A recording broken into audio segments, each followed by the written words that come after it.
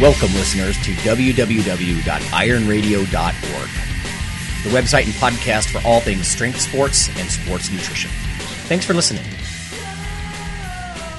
Welcome to another episode of Iron Radio. This is Phil Stevens. I am a strength coach, youth sport coach, Highland Games athlete, power lifter, and maker of many fine wares.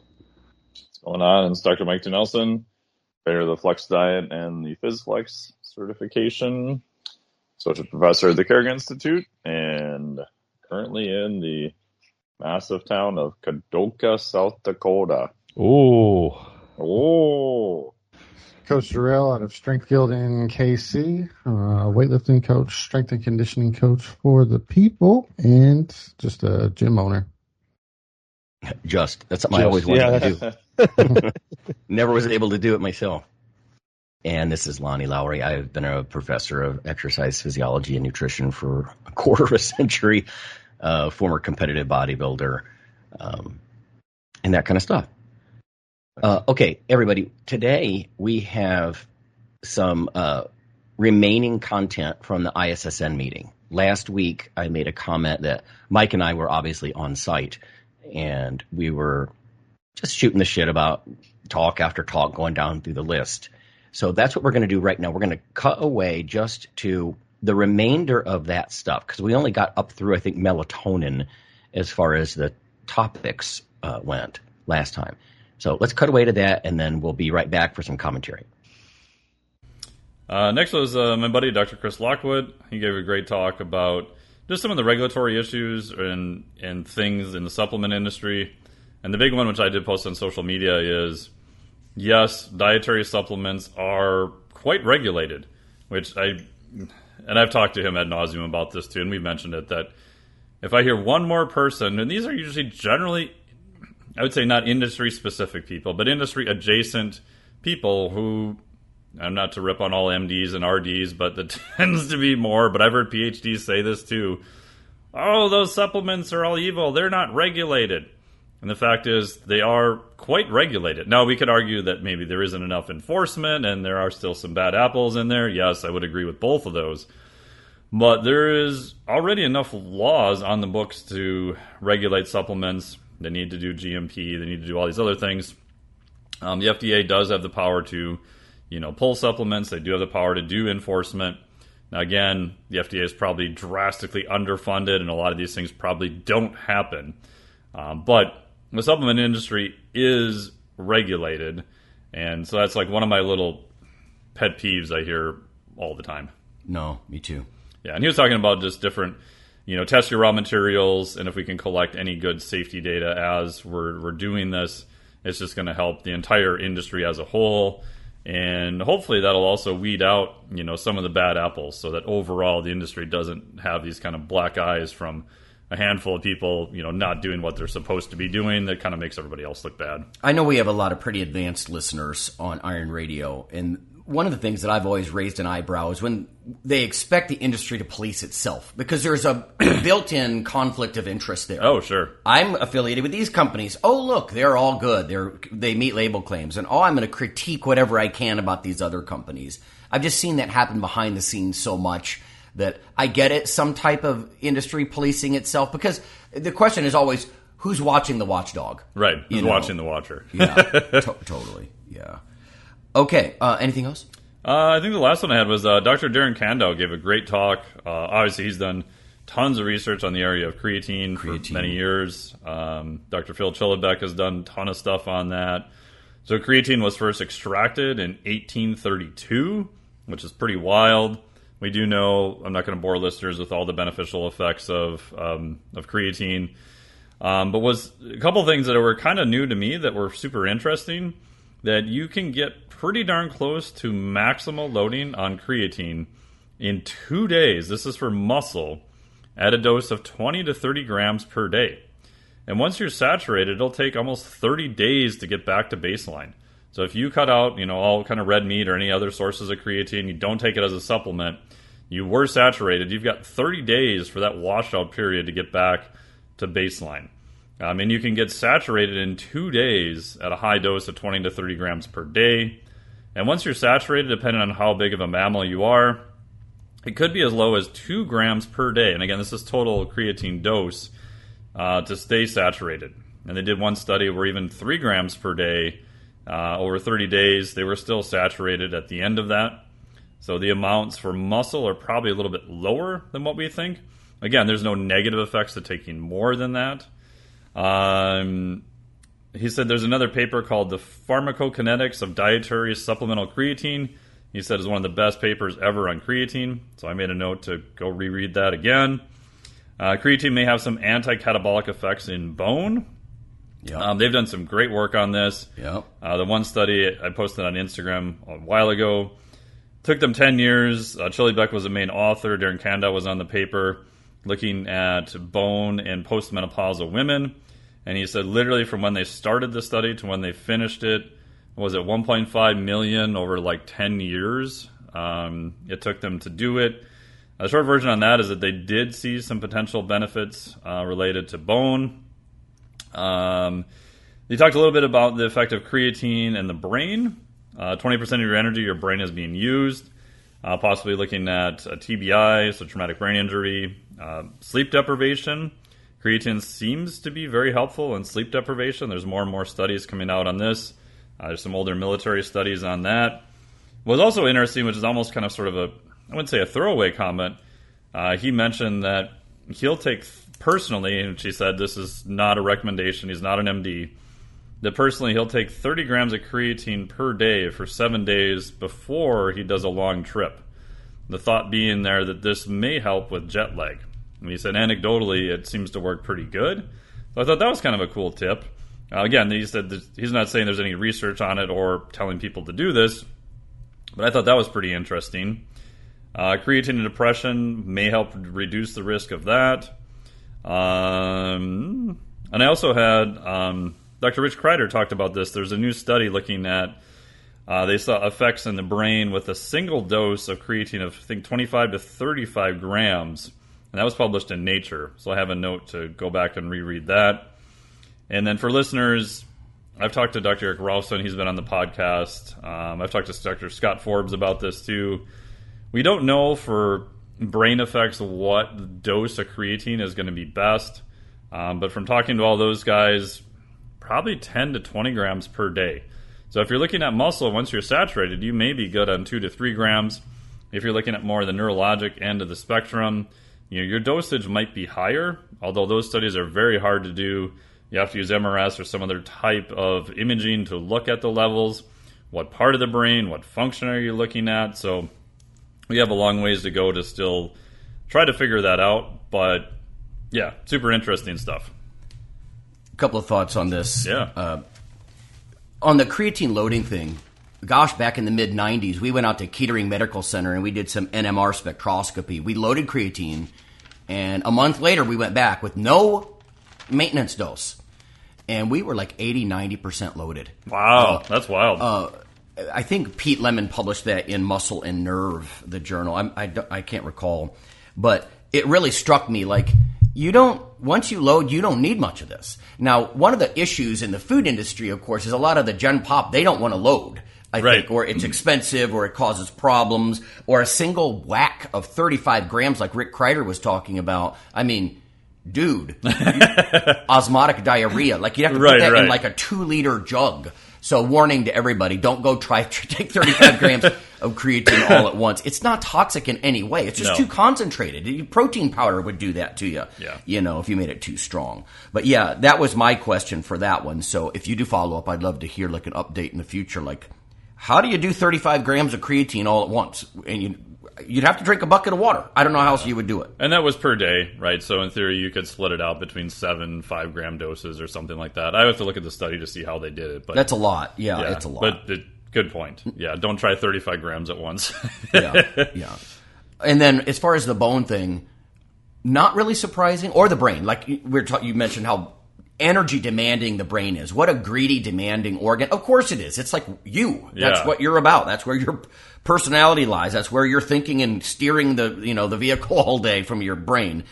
But from a bone perspective, yeah, if you have little osteoblasts, I always remember blast builder, right? Because there's also osteoclasts that break down bone, but of course they need energy to build bone. Yeah, it's going to be slow, and to his point about the multi-year, really hard to do bone studies. It's not like muscle tissue. The turnover is years, right? Many months to years. It's not weeks.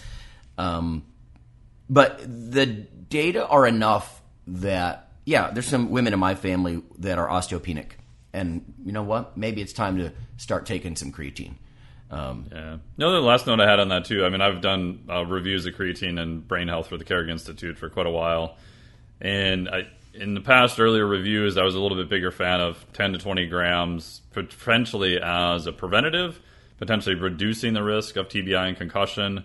From talking to Dr. Kandel and some other people, there isn't too much data in humans on that. Again, there's some very impressive mouse data on that. But mice tend to accumulate creatine in their brains quite differently than humans. That was from Dr. Eric Ralston. So I've kind of changed my thought on that, where I think maybe there might be some benefit there, but even post-TBI, post-concussion, there's more accumulating data in humans that using creatine post might be beneficial. And we're not seeing as many negative effects there. So for people who do a lot of functional neurology, clinical neurology work, I'd be super interested to see if they have some patients who are using creatine in a more clinical setting, being observed and tested. Do we see better functional outcomes? Can they do more neuro rehab? Because in theory, it's helping provide more brain energy, which should allow them to do kind of more neuro rehab work. So I think that's a super fascinating area for the future. Right on. Okay, let's jam through what we can here. On Thursday, there was the Mel Williams lecture on ergogenic aids. If people don't know, Mel Williams was a giant in exercise physiology. I use his textbook in sports nutrition to this day. A couple of just very quick thoughts on this.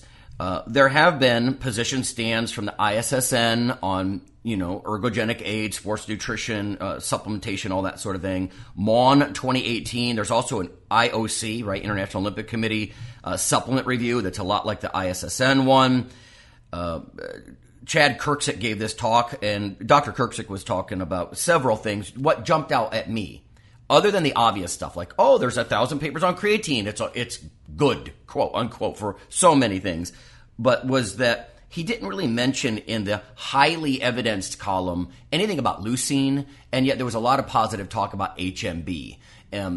I didn't see anything at this conference about the negative studies on HMB. I know Stu Phillips' lab, they've looked into a big meta-analysis on it. There's plenty of papers that kind of bring certain claims right into question, because that particular supplement, of course, HMB is related to leucine. It was just interesting that there was talk about HMB. It seems to have this resurgence within the ISSN.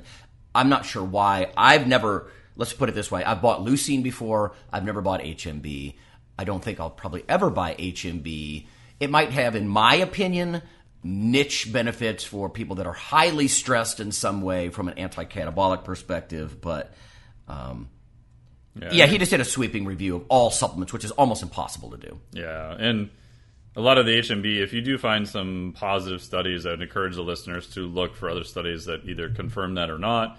And then also, what was it compared to? Because a lot of the more positive studies on HMB are done in very low protein or other kind of stressed extreme conditions. So maybe some niche benefits, but I still have my doubts. The reason I'm bringing that up at all is because watch for a new round. I can think about what Phil or Rob would say. Well, it's a new batch of young bozos. It's about time for it to be positive and come back around again. It's been long enough. People have forgotten about it, so it's due. They don't remember it's past, I guess. But you know what? Who knows? Maybe there's some amazing new data I'm not aware of. I'm trying to be open-minded, but Yeah, last thing I had just real quick on if people are looking at effective form of nitrate, you want to take it 2 to 3 hours before. Your dose is probably 300 to 600 milligrams. And it was more positive in events that were in duration 12 to 40 minutes, so kind of more your endurance type events.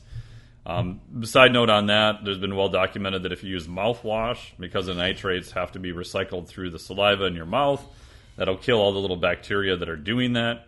So if you're a bro trying to use nitrates, don't use mouthwash. And then the market on this is getting better because you want to look to see if the product is actually standardized for nitrates. because a lot of the beetroot extracts are not. And from talking to guys like Eric Trexler, who did his PhD in this area, the amount of nitrates in products is all over across the board. So if you are looking to try to do that, make sure you contact the manufacturer and check to see what the amount of nitrates in the actual products are. There's not much I can say about this, but I am aware of a beetroot nitrate analog that a biochemist is working on that he claims is superior for vasodilation. Yeah, there's a couple of them in the pipeline. Very curious. Other people. Very curious about what he finds. And he's a respected biochemist, university biochemist. So, yeah, that's a good one. Yeah. But, yeah, there was a talk by Dr. Jeremy Townsend talking about probiotics a little bit, which I think is still a very interesting area. One thing that caught my attention, he said over 99% of our genes are bacterial in humans, which is kind of wild. They did look at Bacillus subtilis, a DE111 probiotic that did show some information may increase body comp, although the follow-up study wasn't necessarily positive. So some mixed data on that, which might be interesting. The population they were looking at was an athletic population, so maybe you'll see differences in people that weren't already lean. And he was saying, just as a general back-of-the-envelope thing, most probiotic strains, you're going to need around at least 1 billion to have an effect. And obviously that's a general statement, but for consumers looking at products. Last part, too, is that they did some interesting studies where they had a probiotic group, and they also had a second probiotic group where they did a heat kill, where they actually killed the bacteria on purpose and had a placebo. In one of the studies, and I don't remember what strain it was, the active, live, and the heat kill group had the same outcome, which was different than placebo. So I thought that was super interesting, that we may, obviously you probably want live little critters, but maybe there's something in the dead critters that's doing something too. We don't really know at this point. Yeah. Quick thoughts on that. Agreed. The dose of 1 billion, painting with a broad brush, that's good consumer info. I also jotted down dead ones, also beneficial. To me, that could speak of something like a postbiotic, like the little dead guys are already secreted, they're good stuff, and you're still getting the post. It gets very confusing for people, right? Prebiotics, usually fibers, not always. There's even coffee components that aren't necessarily fibers that do some of this, but prebiotics feed the good guys, the probiotics are the live good guys, and then the postbiotics are the stuff they make, probably most notably like short-chain fatty acids and stuff like that. Also, I've almost thrown in the towel that I am just not going to do super deep dives. There are too many. I mean, you've got the genus, the species, and the strain, right? So I usually stop at the highest level of these bugs, like lactobacillus, got it. The lacto and the bifidobacteria, these are good guys. That's about where I stop. But unfortunately, even deeper down from species, even down to strain, different strains on the very minute level can have different biological effects. And I'm like, all right, well then, you know what? We'll just have to do this study by study, because I don't want to become a microbiologist, and I guess most listeners don't either, right? So, but they do any number of fascinating things, from enhancing amino acid absorption to, the gut-brain axis to immune function. I mean, Wellmune is a popular brand that sort of is related to this space, with the beta-glucans and stuff, yeast beta-glucans. And for myself, I am not up to date on any of this literature anymore, to be honest. I just, one, I haven't had time. 2, it's outside my skill set. And 3, if I have questions, I just refer to, Dr. Sarah Campbell's done lots of research on the effect of gut and exercise. Right. My buddy Dr. Ruscio is a clinician who works with gut issues, and even Dr. Ralph Yeager, who's published a lot of stuff. So I'm fortunate that I can just contact them when I have questions, because it's a fascinating area, and it's very moving real fast. There's a lot of very interesting stuff, but at the same point, there's so much we just don't know at this point, too. I would also recommend point to Sarah Campbell at Rutgers. I've had her talk in the classroom and stuff. Because, it's too complex. Gut and exercise is so complex. When you say it's outside of your wheelhouse, it's outside of all of our wheelhouses unless you spend so much of your own time and specialize in it. If you don't mind, I'm just going to jump forward here. Yeah, go. The enhanced games. This was a good one. So we had Michael Sagner, who is an MD, basically arguing for something that Phil brought up on the podcast months ago, which is, should we just embrace performance-enhancing substances? He doesn't like PEDs because the D is for drug, right? Performance-enhancing drug. let's not make this sound like drug and doping. They're performance-enhancing substances. All of human history, we've used stimulants and all that kind of stuff. It was just an interesting call to rethink, I guess, the ethics of all this. It comes back to what I think we talked about on the podcast months ago, which was, fine, you don't put it in the rules anymore. It's anything goes. Open competitions like bodybuilding and powerlifting have always been, and gotten shit for, to be honest. But on the flip side, yeah, these people are felons. So where do they live? Where do you hold these games? There's that. I suppose they're not felons, however, if you get a physician who is allowed to prescribe it somehow. But even then, if that physician is prescribing outside of what the medical establishment views as limits, you're back to felony charges again. Well, that's my point. Exactly. The whole system would have to say, okay, correct, physicians can do this. Yep. Or maybe there's a country that's more radical and liberal than another. Like right, all of a sudden, all the pro athletes are living in Finland or, I don't know, Spain, yeah. Somewhere in South America. Portugal. Yeah. Anything else from you about the enhanced games? Yeah, I just thought it was interesting. It'll be very fascinating to see what happens with that. And he made a very good argument, showing that this has been going on for quite some time. The thing I'm most curious about is, one, who is going to actually compete in it? Because if you think about it, if you're, let's say, an athlete who is maybe going to go to the games and has a high chance of placing for a medal, even if you are using, you're probably not going to go compete in the enhanced games, right? So I'm curious to see, even with them being enhanced, you're probably still getting like the second tier of athletes competing there. That's my guess. And it'd be fascinating to see, if they have the same events, who does better, right? So if you're looking at the 100-meter race in the Olympics, and you look at the 100-meter race in the enhanced games, are those times close? Like, especially in things that are timed event, like track and field, swimming, this kind of stuff. That's what I'm most interested in, because we'll have performance data from that. And it'd be super interesting if maybe the enhanced games does significantly better. Maybe they don't. I don't know. So that's what I'm most interested in, seeing what actually happens with that. Right.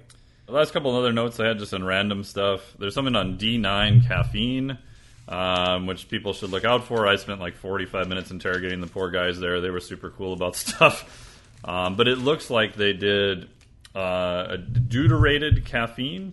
So correct me if I'm wrong, they took the hydrogen ion there and replaced it with deuterium. And this allows it to not be broken down as much.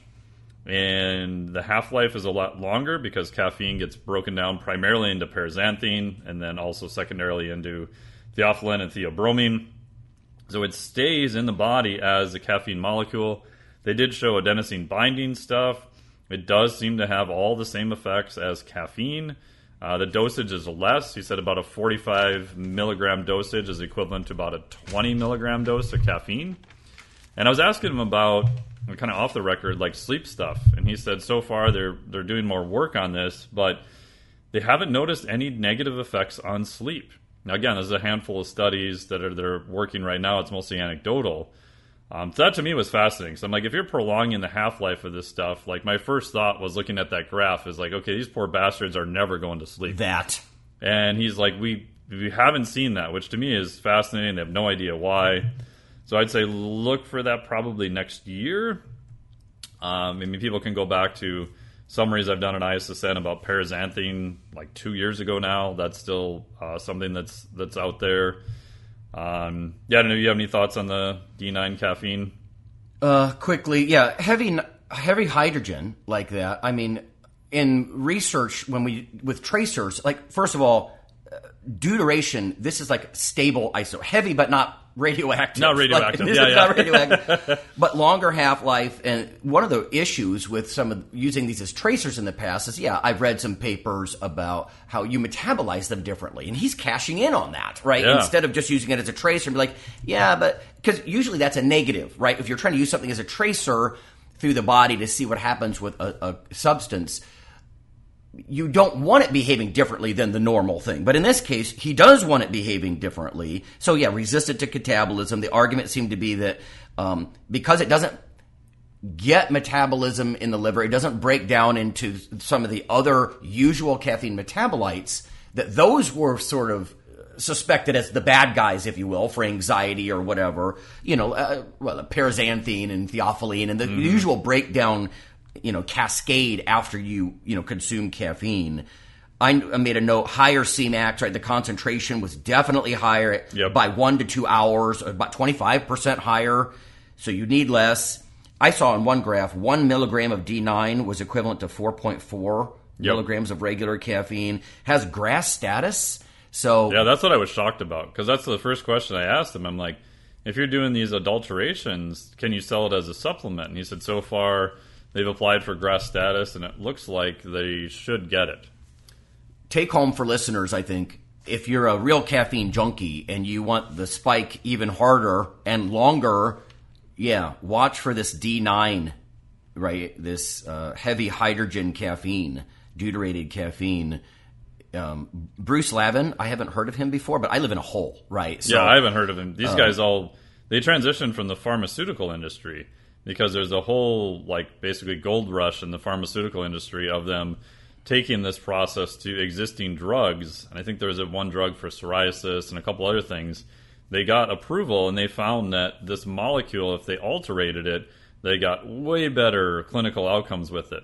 So the pharmaceutical industry, I guess, for the last couple of years has been doing this to every molecule they can find and trying to get new patents on it. And a couple of them have actually paid off and worked really well.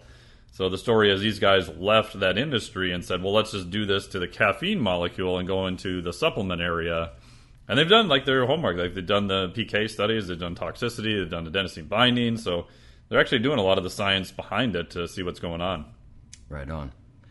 And I have a lot of respect for people that work behind the scenes. You and I have done a lot of data collection and stuff. Stuff for companies that doesn't necessarily see the light of day in some big position paper. Or I'm sure they've done their homework. Yeah. Oh, there was a talk on Masters athletes. You want to go there? Yeah, so Dr. Scott Forbes, he's been on my podcast too. Great guy, even though he's Canadian. I just give him shit about that. Even though. So he was doing, this will be published again, what are VO2 max and some of these outcomes in master levels athletes. So these are people are competing on the world stage.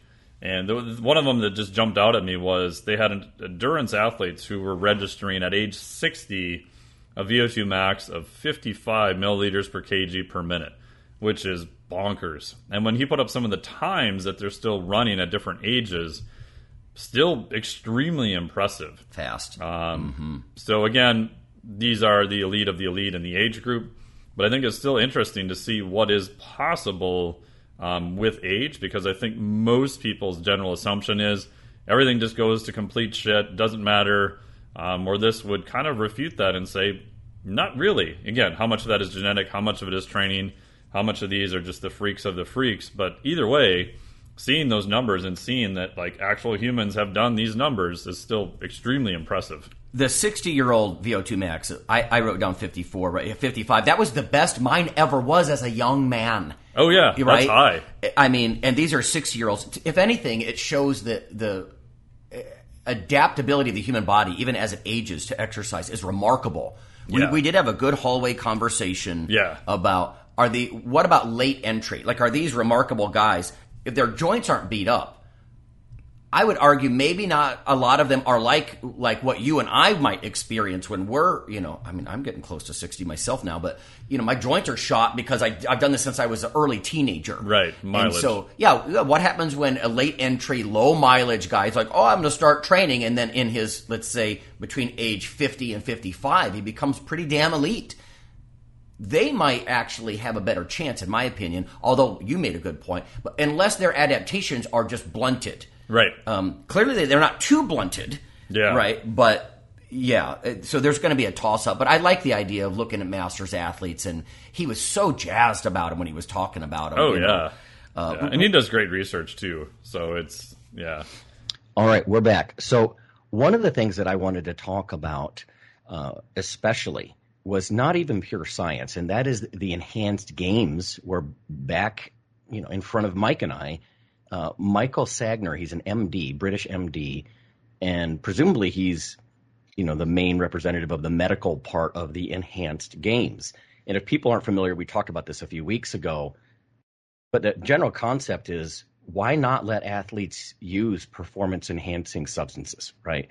So he was given a history and really trying to use history to rationalize, maybe that's too negative of a word, but justify that humans have always been enhanced. Mm-hmm. And it wasn't until the 70s it was this huge illegality push against PEDs. And so I guess the politics made it way worse in the 70s. And we've talked about this amongst ourselves. Politicians love to attack performance-enhancing meds because they can grandstand against some other. It's like tribalism, right? It's we versus they. And the they are these dirty, pharmaceutical users kind of thing, because they know that their constituents, their voters, aren't that. Like collectively, right? Strength athletes that use or any Olympic athlete type person that use a tiny percentage of the voting base. Like they would never attack alcohol, right?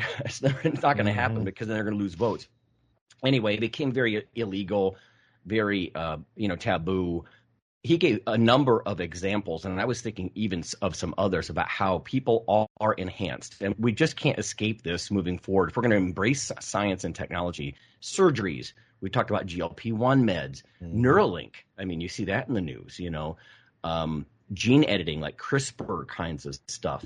Even cell phones, Elon Musk is always saying, cell phones, we're all cyborgs. Like, don't freak out about merging with technology. You already do. What's the first thing you do in the morning? You grab your phone.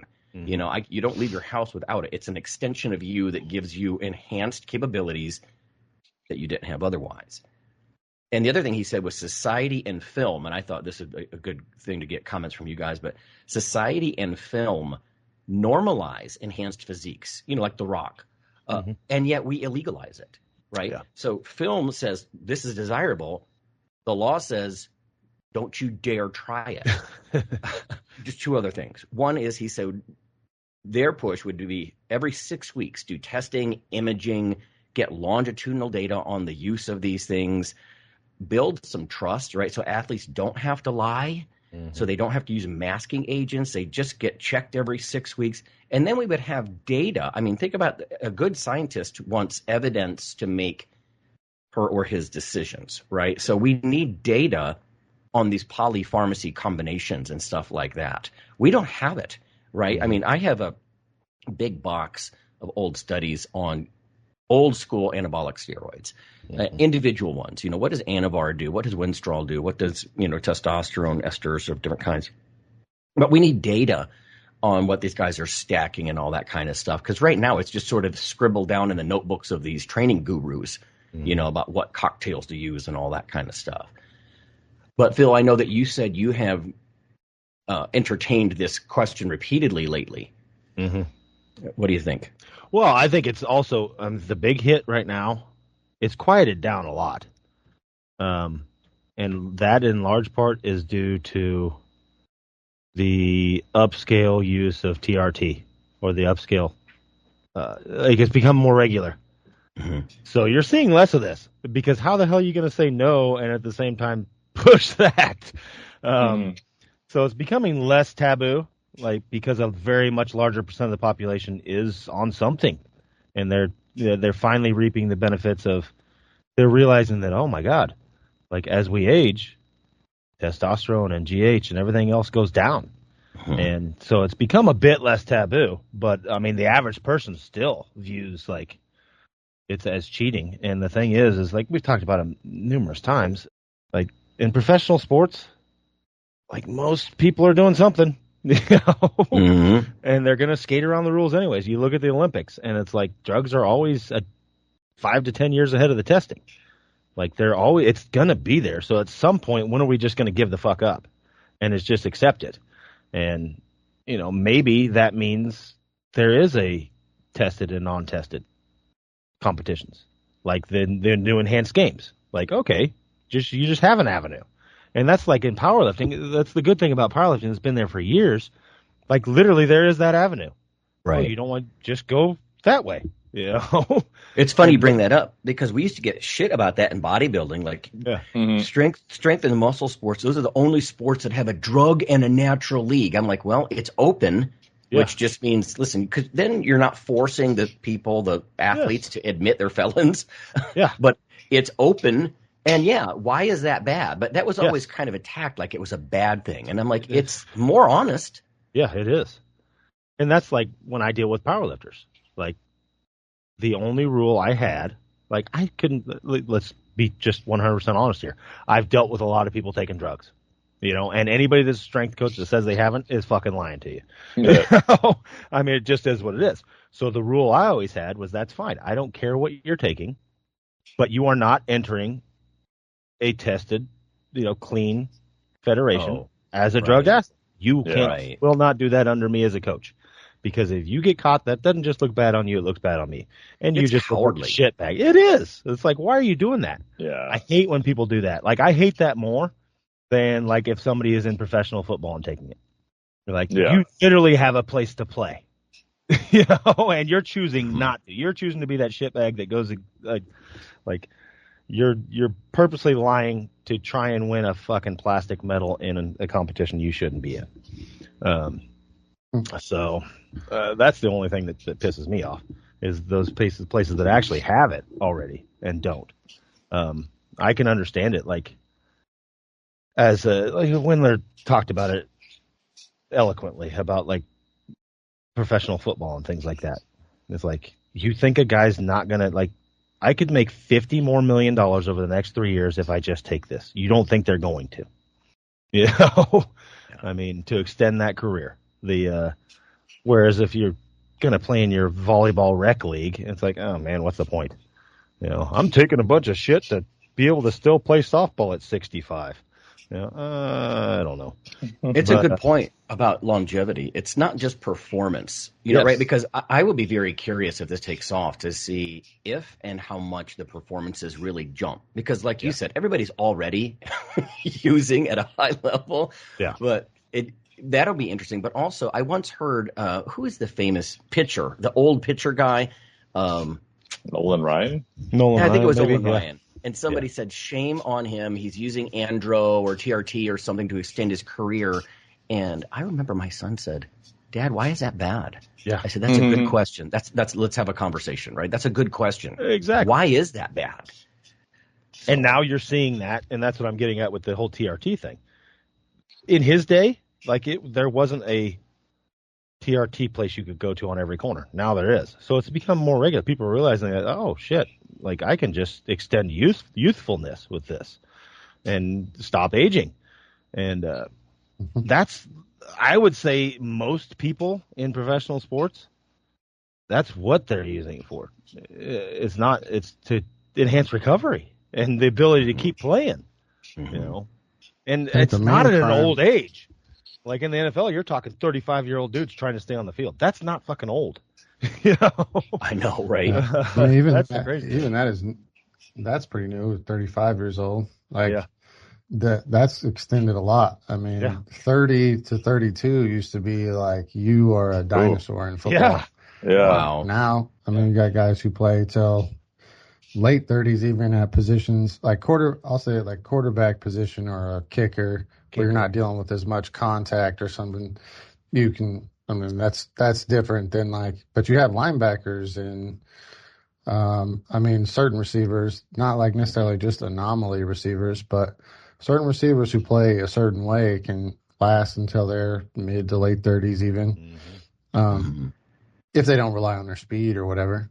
But I mean, for me, the main crime is, like, if you get on and you start using it and then, like, you still suck, is like that should be instant jail. Like, if you use and then you go to a competition where it's, like, tested or whatever and you don't win by a relatively decent margin, instantly jail. Right to jail. You go to jail for sucking. New law. No, but I mean, if you look at it, in professional sports, it's such a, like, it's been known for a long time. Like, these dudes are on massive amount of opiates and stuff, but testosterone's bad. We can, like, you can't tell me last year, I guess it was the year before, when, like, Mahomes got tackled and jacked up his ankle and he came out in the second half, he's good. Like, they gave him a cocktail of shit. You know, it was probably not anabolic steroids or any performance-enhancing drug, but, like, they're taking tons of stuff already, pharmaceuticals, just to stay on the field. And the downside of those, of many of the things they're taking, is bad, you know, but that's okay. So, and many of these other things, the so-called performance-enhancing drugs, like, don't have near the side effects, but they're bad. Like, in my opinion, especially, like, once you're getting paid, and I've said it on this numerous times, like, if I own the Dallas Cowboys and I'm paying you $50 million a year, it's illegal, so I'm not going to tell you to take it, but I'm going to tell you that if you're not doing everything you can for us to win this game, you're probably not going to have a job very long. You know, I mean, but that's just how it is. Like, I'm literally paying an adult $50 million to play a game. You know, you better be doing whatever it can to stay on the field. Where do you draw the line? Like, caffeine's not bad, but it's definitely performance enhancing. Like, we have tons of things that are okay, but undeniably they are enhancing your performance. Like, caffeine enhances my performance daily. No doubt. Like, you know, so where do we draw the line? Who's the grand master who gets to make this decision of that's bad, that's good? And right now it's happening, but, like, we don't have a say in it. So that's the tough part. So, I mean, at the end of the day, like, when does fish oil become a performance enhancing thing? Because, like, we're getting benefits from it, but we're not getting it in our diet, so we're supplementing it. Is that a performance enhancing drug? Because it's going to help my recovery. It's going to help my health. It's going to help my cognitive function. Like you said, everybody's been doing it since the beginning of time. Oh, yeah. You know?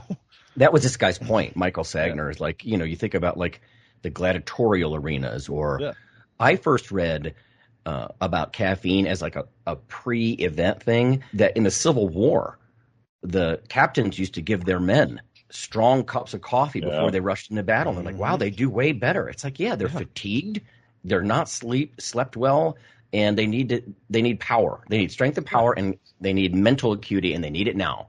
And so they were literally, like, going the pre-workout route in the Civil War. Oh, you know? Yeah. And then you can take that even further, and, like, the Nazis and the SS were all jacked up on methamphetamines. You know, he had them all on crank. I'm not saying let's let our athletes do fucking meth, but I mean, like, maybe that's where we draw the line. But it's a good point. Like, where do you draw the line? I think this Sagner is basically like, listen, you know, I don't know. What was your take on that, Mike? That anything goes so long as we're testing them every 6 weeks, right? I mean, yeah. So I looked into it a little bit more, and I believe their rule, and I could be wrong on this, is that it has to be a drug that is FDA approved. Now, it doesn't have to be FDA approved for the use that the athlete is using it, because obviously all this shit's off-label, if you even consider it beyond off-label. Yeah. But so that kind of eliminates any wackadoo experimental, you know, type stuff. But, you know, maybe certain things, I don't know if it's, you know, like clenbuterol. I don't know if that will be, you know, legal or not, because I don't believe it was ever FDA approved in the U.S. It's approved, you know, for other reasons in other countries, obviously used by athletes and bodybuilders for, you know, quite a while. But it sounds like any drug that I think they used FDA approval is legal, and obviously they're using it for performance enhancement in this case. Mm-hmm. Well, and the other thing, like, the benefits we could get out of it are, like you said, now we have actual studies. Like, we're just not getting them. And, like, all these peptides that people are popping all of a sudden. It's like, maybe we could actually get some numbers, you know? And because right now you're just guessing. Like, are they, like, well, I mean, you guys are old enough to remember the whole pro-hormone craze?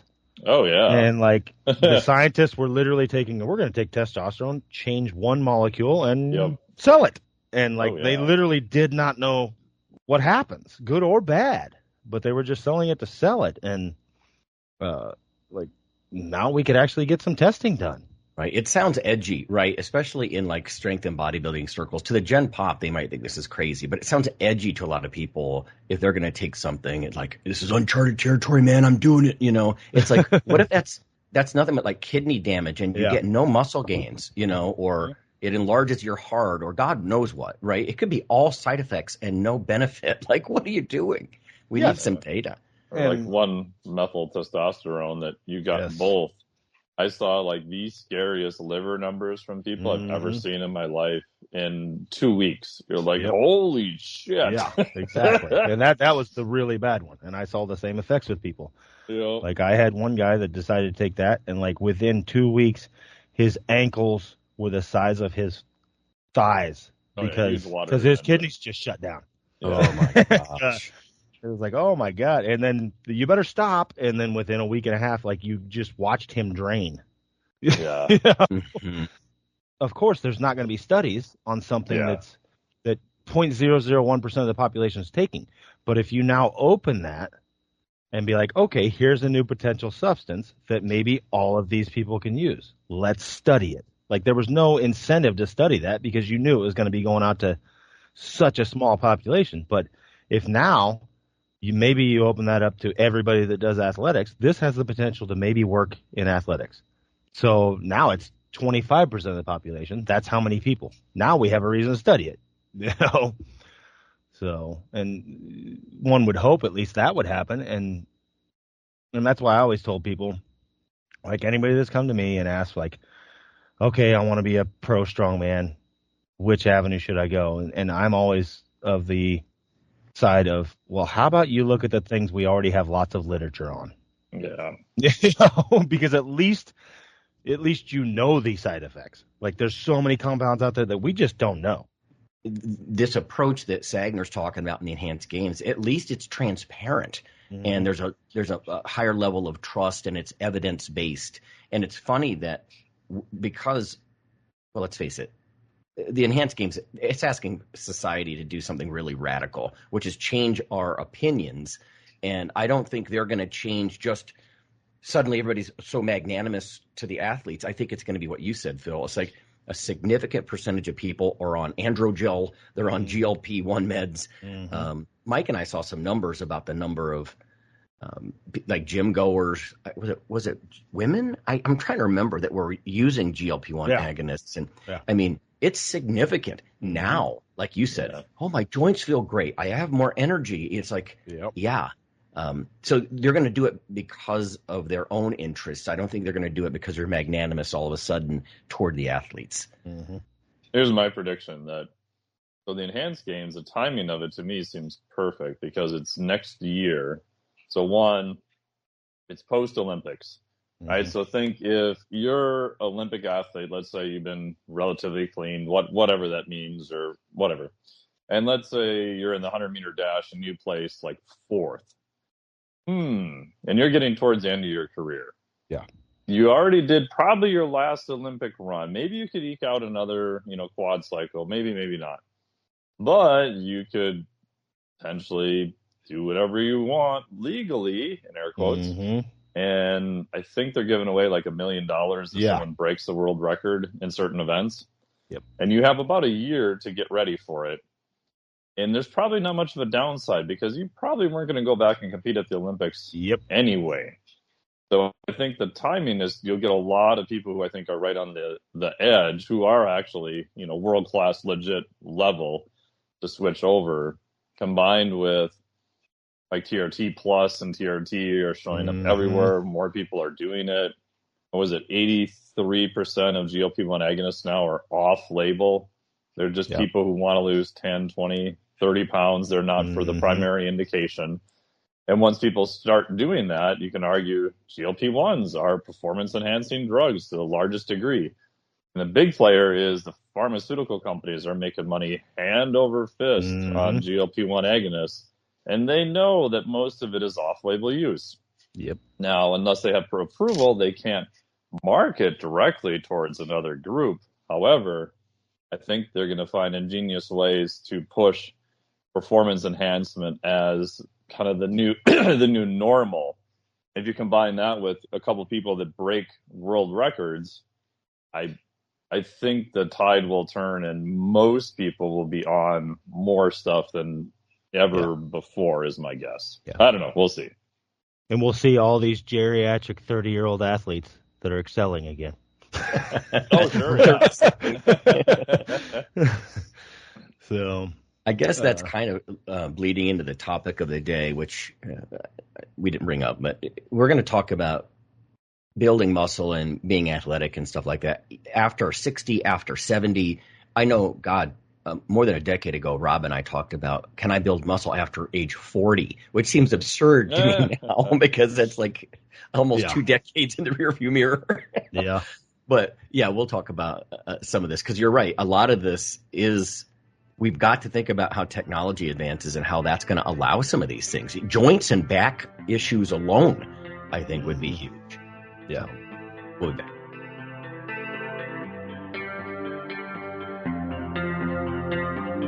Hey, everybody. Iron Radio is back and in an expanded way. What can you expect? Well, first, you can get it simulcast every week on the nutritionradio.org network as well as on the original podcast. It'll appear regularly on iTunes, Spotify, and all your favorite podcasting sites.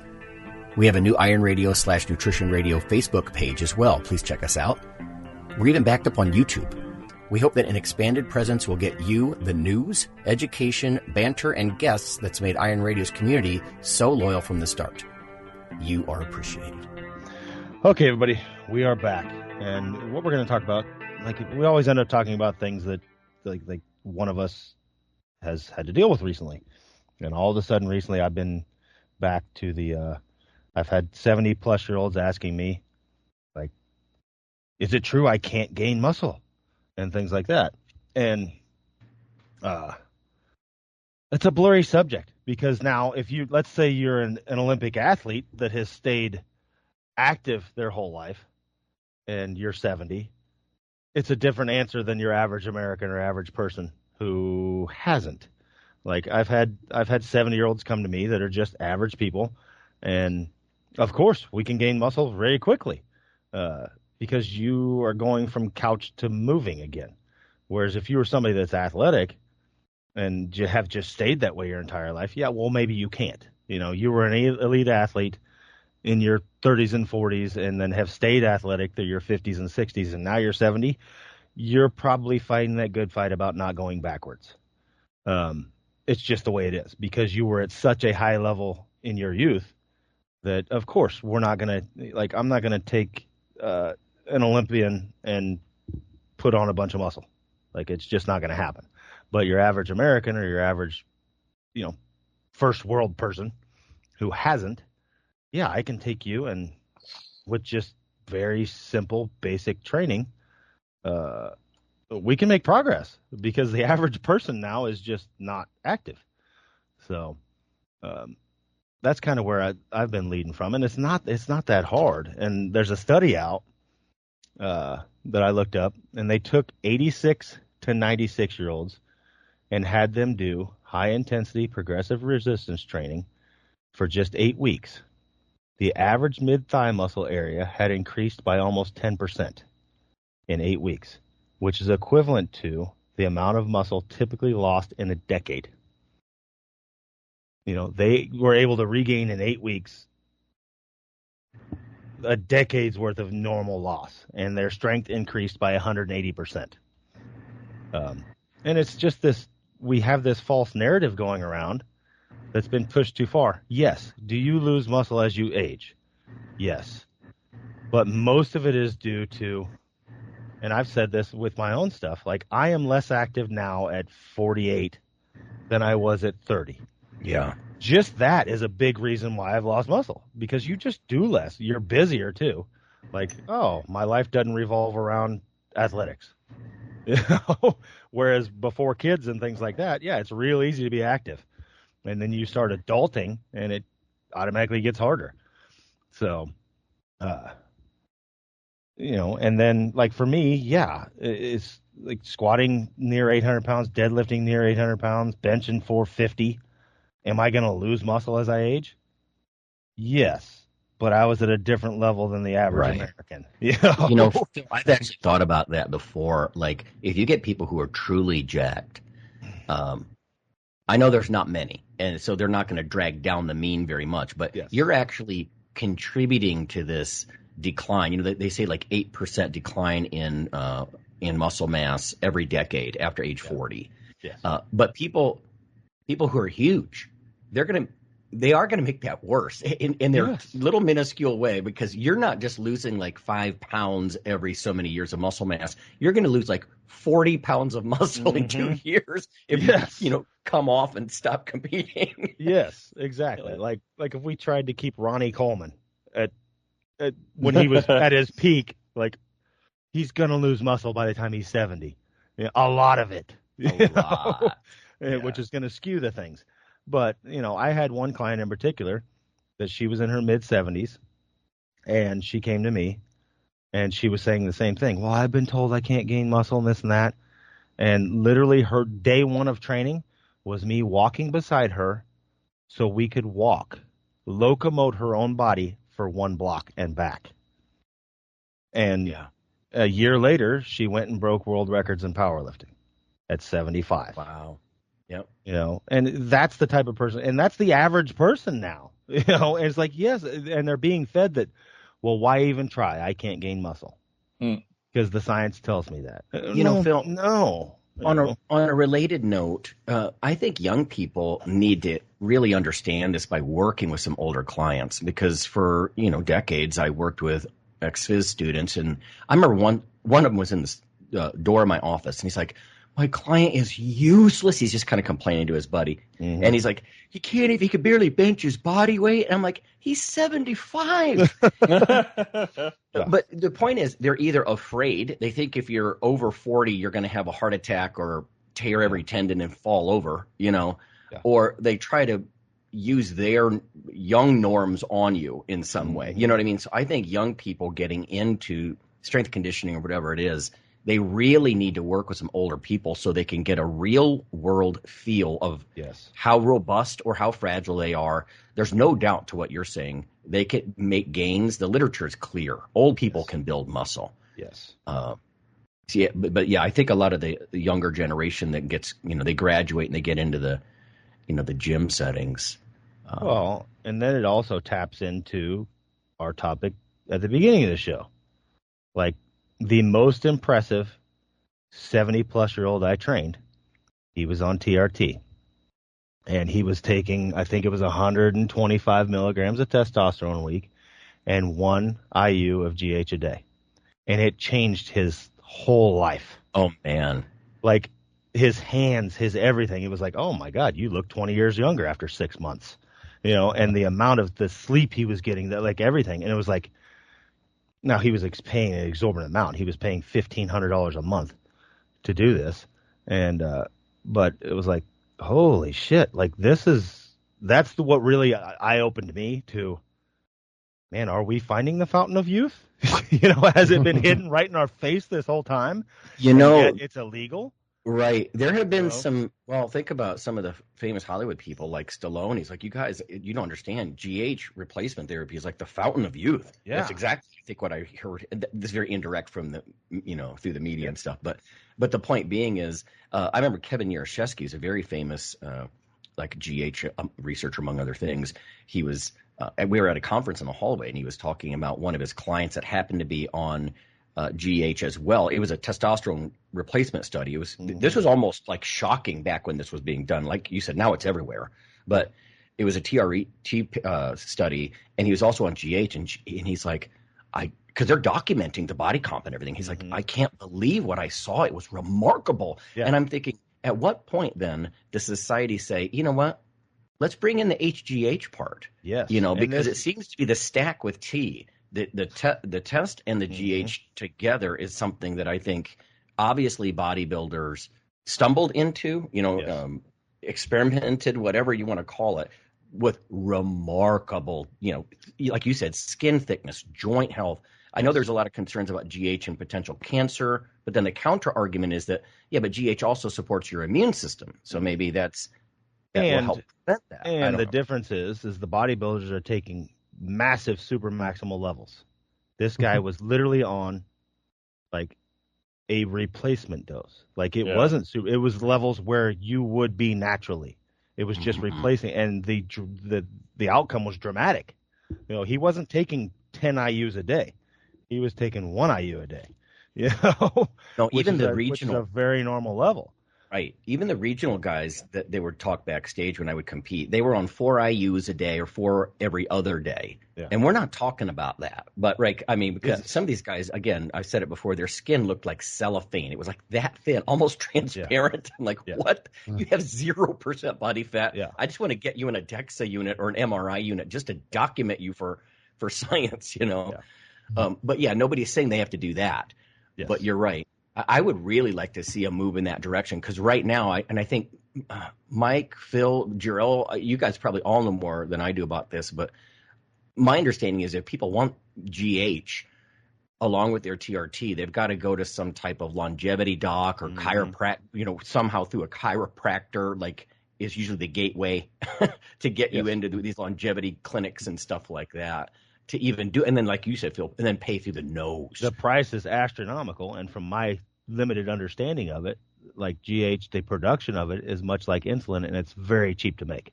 Oh yeah, but the price is exorbitant right now. So, yeah, that's too. I mean, just in general with the topic, I mean, how much do you guys place on? I would just say, I would say bad medical advice, but I would maybe rephrase that as to like a bad medical philosophy, right? Like, so when you go to a physician, and part of this is because my grandparents are, like declining and such, and I listen to the advice, and it's the philosophy is more related to like seeking comfort, like aggressively seeking comfort to the point of like, removing all obstacles and not focusing on like putting muscle mass on in general. So it like if an old person falls, right, and they have trouble getting up and there's a whole thing, whatever, when they go back to the doctor, which doctor would say, all right, we need to maybe get into some strength training, which would be the right answer in that case a lot of times, right? Like, but like we would know, but it almost is like completely frowned upon. Like, oh, just make sure. It's almost the philosophy of like, no, don't train or anything. Like, don't like put on any muscle. Just make sure there's more pillows around when you fall next time. And take this pill. Yeah. Yeah, take this pill. Yeah. Take this pill and don't move. Just be really careful. And it's like, and it's like a lot of it, and that's the problem. A lot of the things they're prescribing are just they're exasperating the issue.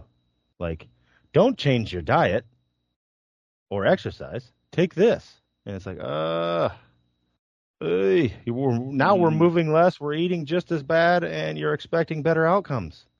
Like, come on. And it's not big.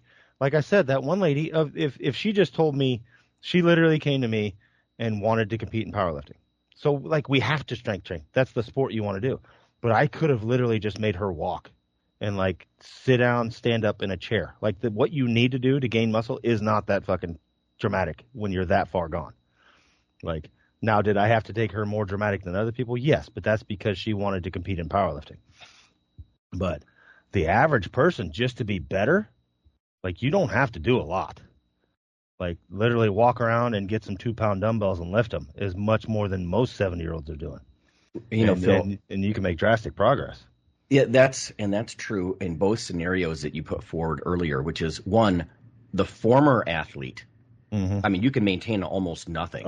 We've talked about this before. Yeah. And then the never athlete, they're in such a hole, almost anything will work there too. So like the bar is pretty low. You don't have to ask for a lot, whether they're a former athlete and they're just because it'll come back, muscle memory, whatever, versus somebody in the hole, a sedentary person. I got to say one thing, and then I'll shut up, and that is joints are a huge issue. Chronic disease, yes, including osteoarthritis and certainly rheumatoid arthritis and all that kind of stuff, but joints will shut you down so bad as far as like if you want to move into elite strength training in your weight class. And Mike and I saw a great talk at ISSN about masters athletes. These guys, VO2 max like 60 or I don't know, 50 something. It was impressive, damn impressive. But yeah, the joint health thing, becomes the big deal. Like to Drell's point about, oh my God, you're 32 years old. Why are you washed up? Because physiologically you're not. But I'm guessing injuries to their joints or, I think it's joint health. It's one of the huge issues, but that's also my personal bias. I think, but you say that, but I think that's every athlete's bias. Like, what holds me back now? It's not my mind. It's not my muscle. It's that every fucking joint is fucked. Yeah. I'd say the majority of athletes that get out of it, that's what it is. It's not their work ethic. It's not their strength. It's their joints can't handle the abuse anymore. Yeah. Like the shelf life of your joints is there's so many things you can do before they're just done. And then I also see that in, like, I have a person I know that, like, their joints are done due to inactivity and being overweight. Like, when you're 4 times the weight you're supposed to be, you don't think your knees are going to wear out? I mean, it's no different than, like, basically they were walking around with a 315-pound bar on their back for life. And that beats you up over time. It's no different than the athlete. And they also didn't have the stimulus to build stronger ligaments and tendons. So, it's not rocket science. And I think any PT will back up what you're saying about, I never heard it pitched like that before, like a 350-pound bar on your back, but that's, my mom has both knees, both hips, and a shoulder replaced. We call her Robo-Grammy, because she's like half metal. But they keep saying to her, the PTs and the surgeon, but thank God you're not obese. Like so many of my patients are obese now, and that is such a blessing for your rehab and you getting back moving, right? Because, like you said, that's taken a toll. Yeah, it is. And, just as far as like giving recommendations for training elderly, I think the biggest mistake is like somebody, like the woman who came to me at 75 and wanted to power lift. It's fine. Now we know the goal. But where everybody messes up, and this is not with just older people, it's everybody, they never get, like, if I'm going to drive from Topeka to Washington, D.C., I need to know 2 things. I need to know where I'm starting and where I'm ending. And most people know their ending. Like, they have this goal in mind. I want to be this. Well, okay, now we need to identify your starting point.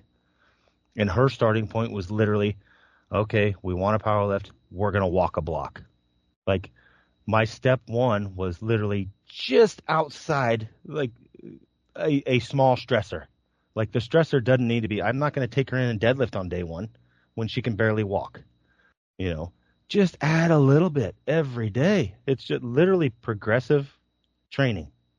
Like, it's just like adding 5 pounds a week. That's all you need to do. Like, what is she doing now? Nothing. Okay, let's walk. And just ID where this person's at and add a little bit. And then next week, add a little bit. Like, we went from a block to 2 blocks. And guess what? Over time, she was deadlifting 300 pounds, but we didn't start there. So you need to ID where your clients are at realistically and build from there. And that's where I think most people mess up. It's like they take these, like the client you were talking about is like, he can't bench 135. Well, yeah, that's fine. Have him bench 65. Yeah. And then 70. Who cares if he can't? You need to build from his actual where he's at now, and you can get somewhere. I think there was an older study, like you guys talked about, showing that the rate of strength increase in, I want to say it was in older adults over 90, was the same as a young person. Again, that's the rate of how fast they can increase strength. They might be hurling a soup can or something, like they're starting like at a very low level. But to me, it's fascinating, at least for strength. We have a little bit less data on hypertrophy and lean body mass, that your body never really loses the ability to adapt no matter how old you are. Obviously, like you talked about, there's other things potentially working against you. But to me, that's like fascinating. Like, no matter how old you are, like there's still, hope to do it. And even if the rate is a little bit less, like what is, like you guys said, what is the alternative? You're just going to sit around and decline faster? Like, even if you could hold off some of the decline, that's still a huge win. Yes. Mike, that's a great point. That muscle plasticity remains. Whereas many systems shut down, like your pituitary and your gonads are like, F you, man, I'm not making that hormone anymore. But muscles like, no, I'm good. I'll try. Yeah. So yeah, it's a different system for sure. Very adaptable. Yeah. And it's just a little want to. It's just the main thing's consistency. Like my father-in-law, he was an athlete. He was in the Air Force for 40 years or whatever he was, forever. And like he mows my lawn at my business. And I was like, Bob, you don't need to do that. I have a frickin' I have a 0-turn mower. It'll take me 15 minutes. Nope. That's his outlet. He's like, I need those steps. And it's like, good on you. I'm not going to tell you no. No. You're doing more than most people. And it's like, it's little things like that that'll just keep you in shape. And it's little things like that we lose as we age. Like I don't go run around and climb things like I used to. And yes, I'm smart enough to understand that, like, okay, I need to supplement my life with some of that because I'm just not doing it daily anymore. I don't work a manual job where I'm just lifting big concrete things anymore like I was. Of course, I was like the best shape of my life. I was freaking working 12 hours a day carrying shit. Oh, I know. Of course I was in shape. I was a keg boy, right? Yeah, I carried kegs around. My life just made me in shape, and if you're smart through life, you've reached a point in your 40s and 50s where you don't have to do that to make a living anymore. So we need to supplement that somehow. Right. It's part of fighting the long defeat, right? Like I have handheld manual hedge clippers, and all the neighbors, they probably think, oh, poor Lonnie doesn't have all the fancy, battery powered. I'm like, and you look like hell. Yeah. Oh, so yeah. There's that. I get the same thing. Like, it's no secret. We've talked about it on the show. I heat my house with wood. And I have a log splitter that has dust all over it. And it's there it's there when I need it. But my goal is I'm going to fucking chop wood and I'm going to split it by hand until I can't. Because that keeps me in shape. And I like it, And it's like I'm keeping my own tool. My axe has to be sharp. I need to be just as sharp or that axe is worthless. And I'm hoping to fight that good fight until I'm like 90. Oh, God damn it. I got to use the splitter now because I just can't split wood. But hopefully it lasts at least that long. But I know that just doing those things are going to keep me like the sharpest tool in your body. If you're dull, none of your tools matter. Right. Like your neighbors are going to reach the point where they can't pick up their electric hedge trimmer. But you're still going to be out there hacking shit with your manual one. Yeah. So. Yeah. It's simple things like that. It's like, just get up off the couch. Just go move, Like I come home at night, I'm wore the hell out, but I go play football with my son for an hour and a half. Partly, the vast majority of that is because I want to spend time with my kid and pass things on. But I know I'm also getting a benefit out of this, personally. Mm-hmm. Because I'm being active like a freaking 9-year-old. And I know, like, when we had my son, it was like, holy crap, I'm going to be like 65 when he's 18. Mm-hmm. I need to stay in shape or he's going to whoop my ass. Right. And and you have to be a role model into your 70s, probably. Yeah. And it's like, oof. Man, it's just incentive to keep myself in shape, where a lot of people don't do that. They don't give a hell. How many dads do I see? Like I've had dads I had to kick out of my gym they're 400 pounds, they can barely breathe, and they're yelling at their kids about how worthless they are and they need to work harder. Oh, Jesus. Like, do you realize, like, you're their biggest role model and you can't hardly walk out of this building? Right. And you're yelling at them to be in shape. Come on. The answer starts at home. Mm-hmm. Be a role model. So, yeah. And just a reminder for everybody, if you still have time, there's a seminar next weekend, so I won't be on the show, and Mike won't be on the show, I think, unless he gets on. We're going to be in Montana.